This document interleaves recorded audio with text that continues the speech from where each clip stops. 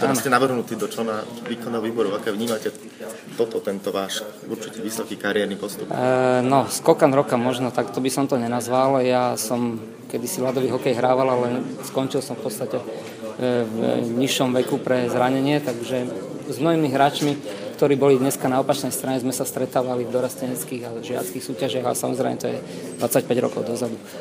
Ale my sme viac menej s mojimi kolegami a priateľmi sa podujali pred niekoľkými rokmi na taký pomerne hazardný projekt, že sme postavili zimný štadión v Petržalke a vybudovali sme úplne nový bratislavský klub bez toho, aby sme žiadali od štátu, od samosprávy alebo od sponzorov nejakú pomoc. To znamená, že dávali sme do toho vlastný čas, vlastnú energiu, vlastné peniaze a takto je to aj stále.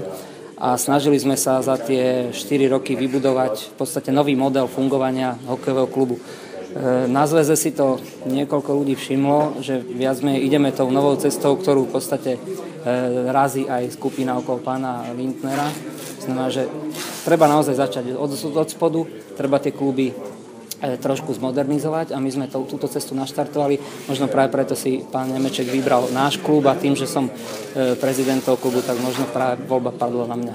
Momentálne budete riadiť slovenský hokej. Vystúpili ste na podporu pána Nemečka, Richard Lindner podporil strašne veľa hviezd a hráčov. Nebojte sa, že sa teraz otočia chrbtom? Nie, ja som človek, ktorý nemá strach. Keby som mal strach, tak by som asi takto verejne, pokiaľ ste si všimli, jediný som tak vystúpil.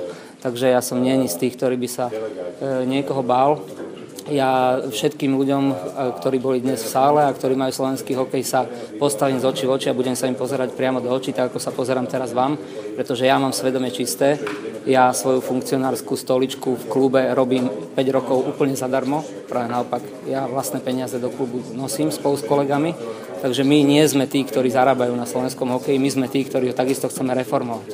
A čo sa týka toho, že či pán Nemeček to tak možno neotvoril, že či budeme spolupracovať s hokejistami, ktorí samozrejme pre Slovensko dokázali veľmi veľa. Ja si ich veľmi vážim, pretože naozaj doniesli nám veľa radostí a doniesli pocit aj tej národnej hrdosti, ktorý viac menej iné športy toľko nepriniesli. Napriek môjmu vystúpeniu, ktoré bolo jednoznačné, pokiaľ ste si všimli, na konci toho vystúpenia som povedal, že bol by som za taký model spolupráce, ktorý sklbí jednak odbornosť, skúsenosť, ale aj dravosť a zápal pre vec. Tú odbornosť a skúsenosť si myslím, že má pán Nemeček a tú dravosť a zápal pre vec by mali mať páni a skupina okolo pána Lindnera. To znamená, že my určite sa budeme snažiť nejakým vhodným spôsobom prepojiť obidva projekty, aby slovenský hokej neutrpel. Mal by slovenský hokej radiť väčšia osobnosť, ktorá je rešpektovaná? Pána Nemečka berú stále ako... Úprimne povedané, ja pána Lindnera nepovažujem za osobnosť, ktorá by mala riadiť slovenský zľadového hokeja. Pokiaľ sa za kritérium toho, kto má riadiť takýto komplikovaný súbor, ako by som povedal, subjektov, akým je slovenský zľadového hokeja. Na to potrebujete predovšetkým, ja si osobne myslím, mať kvalifikáciu. To znamená, že mali by ste poznať jednak zákony, mali by ste poznať interné smernice zväzu, medzinárodné pravidlá, ktoré riadia ľadový hokej. A po druhé, nechcel by som nejakým spôsobom dehonestovať kolegov, ale naozaj tam treba aj tie skúsenosti z toho výkonu. Ja si myslím, že určite budú ponúknuté nejaké formy spolupráce aj bývalým alebo budúcim, teda hlavne bývalým hokejistom, aby sa naučili, spoznali ten zväz, lebo oni, úprimne povedané, ja som tiež s funkcionárskou činnosťou začal pred 5 rokmi a nevedel som, čo to obnáša. Teraz už viem, čo to obnáša a stále sa učím, ale páni, tak ako som to spomínal v mojom príhovore, čakal som, že sa nás niečo opýtajú. Ja som to naozaj čakal do dnešného dňa, že sa ozve buď pán Bondra, alebo pán Lindner, alebo pán Miklánek a budú sa pýtať, tak chlapci, vybudovali ste nový klub, ako sa vám to podarilo, darí sa vám, nedarí sa vám, čo treba zmeniť? Nikto sa neozval. Viete, ako rozprávať sa s vami novinármi a dávať len odkazy členom a delegátom zväzu cez médiá, to nie je vhodné a to nie je dobrá cesta. Verejnosť aj všetky fankluby, aj všetci fanúšikovia sú jasne na strane Richarda Lindnera. Nie je to také problematické, že teraz bude... Nie, vôbec si nemyslím, že je to problematické, je to len mediálny marketing. Ja som takisto váš kolega bývalý, mám vyštudovanú žurnalistiku, viem, ako sa robí mediálny marketing a viem, čo médiá dokážu. Ja veľmi rád s vami budem komunikovať, pokiaľ ste si všimli, pán novozvolený prezident dal do výkonného výboru nových ľudí, nové tváre, to znamená, že takisto my sme mali veľmi tvrdé diskusie, veľmi ťažké diskusie, kde som mu takisto vysvetlil, že na túto stoličku nejdem preto, aby som tam len sedel a houkal si a mal funkciu. To naozaj nepotrebujem. Ja takisto ako vy mám rád slovenský hokej, obetoval som mu aj nemalo času, aj nemalo iných prostriedkov, takže budem sa veľmi tešiť, aby sme boli úspešní v každej kategórii, to znamená od tých prípravkárov až po A-tým mužský. Ja však v sociálnej sieti v priebehu kongresu vlastne zverejnil status, kde písal o tom, že vy ste pred rokom hľadali podporu v radoch hokejovej verejnosti na zosadenie súčasného vedenia, respektíve už teraz bývalého vedenia Slovenského zväzu ľadového hokeja. Že čo je na tom pravdy? Áno, s pánom Lašakom sme sa rozprávali o tom, že Slovenský zväz ľadového hokeja nefunguje a my sme vtedy pomerne otvorene sa rozprávali o tom, že pokiaľ tu bude nejaká možnosť, nejaké iné alternatívy, že je to otvorená cesta, áno, nebraním sa tomu, len pán Lašák to trošku preformuloval tak, ako sa mu to hodí.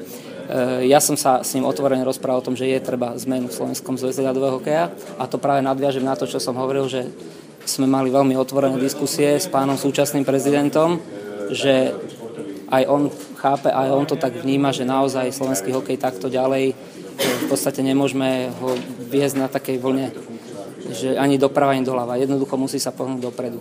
Ale čo pán Lašák teraz tvrdí, no dobre.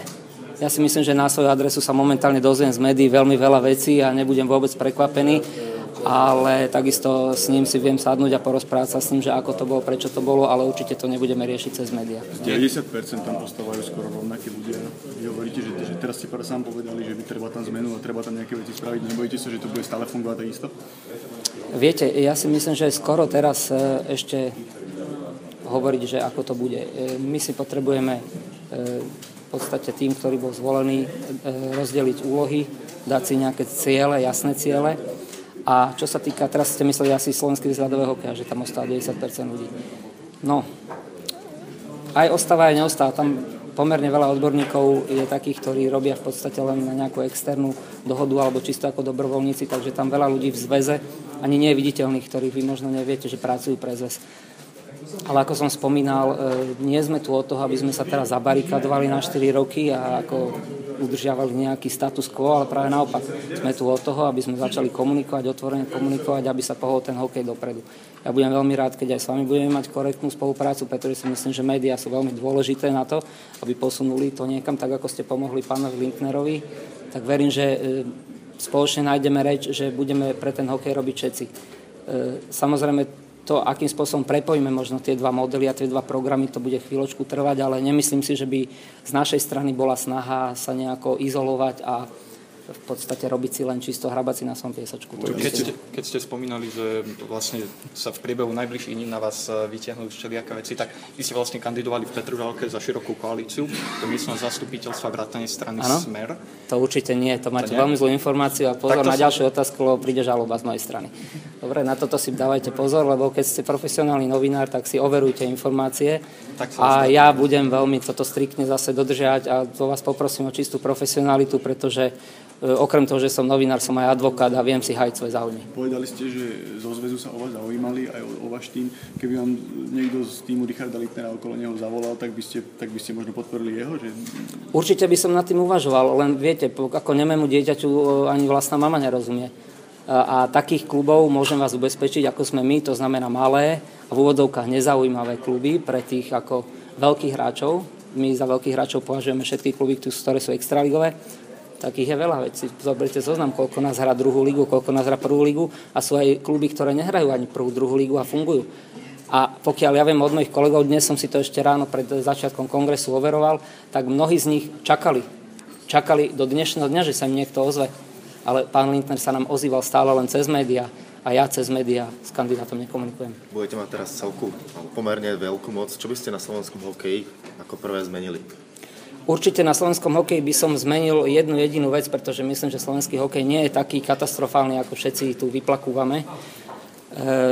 Veľmi potrebujeme, a v tomto smere potrebujeme najmä vašu pomoc, potrebujeme urobiť seriózny a kvalitný zákon o športe, ktorý nielen slovenskému hokeju, ale celému športu dodá novú ktorú doložil, a to znamená kvalitné systematické financovanie športu.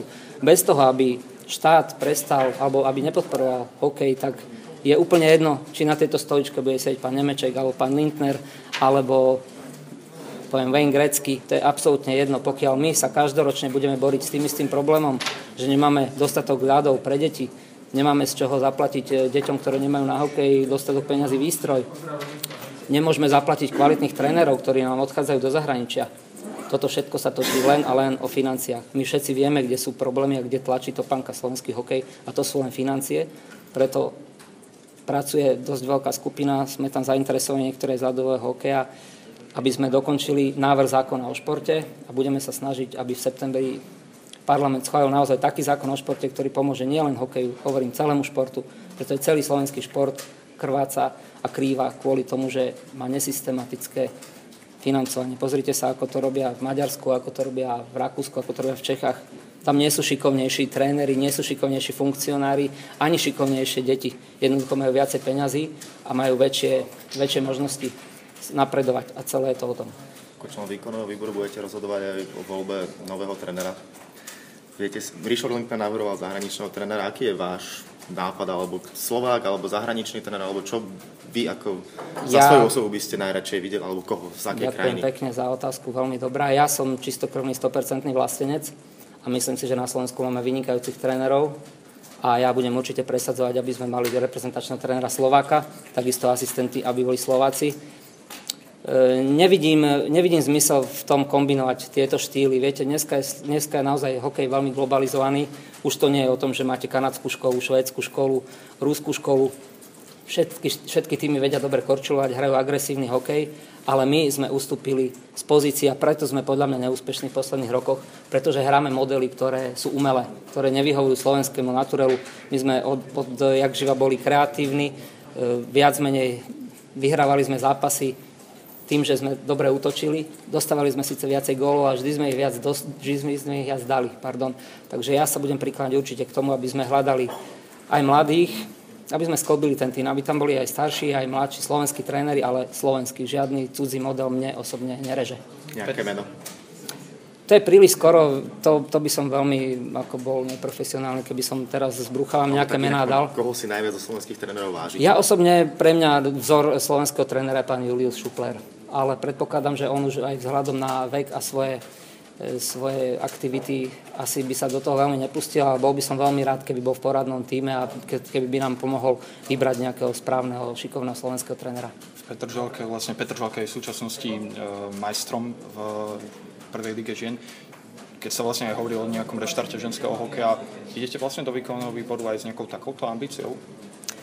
Keďže vlastne už pri založení klubu ste deklarovali vopred, že určite chcete mať ženské družstvo. Za pár rokov získal titul. Áno, tak v podstate získali sme titul už v druhej sezóne, čo je na Slovensku, dá sa povedať, unikát. Ale momentálne situácia v ženskom hokeji v Bratislave taká, že vznikol špecializovaný projekt Športový klub Polície, ktorý združuje najlepšie hráčky zo všetkých tímov Slovenska a my sme v podstate do tohto klubu tiež dodali tie najlepšie hráčky, pretože chceme posilniť projekt, ako je projekt 18 a 20, aby sme naozaj vybudovali silný reprezentačný ženský tím a aby sa dievčatá kvalifikovali na olympijské hry.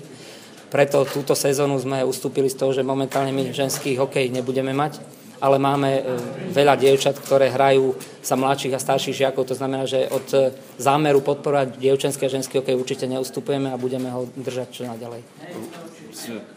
So súčasným prezidentom Igorom Nemečkom ste vlastne aj pred voľbami debatovali o tom, že by ste mohli byť potenciálnym členom výkonného výboru, alebo ako vlastne vznikla tá spolupráca? Pán Nemeček ma pred niekoľkými mesiacmi oslovil s takouto alternatívou, ale nejak ako hlbšie sme to veľmi nerozoberali. Ja som tak rátal 50/50, že to spomenie alebo nespomenie, takže viac menej som aj príjemne prekvapený.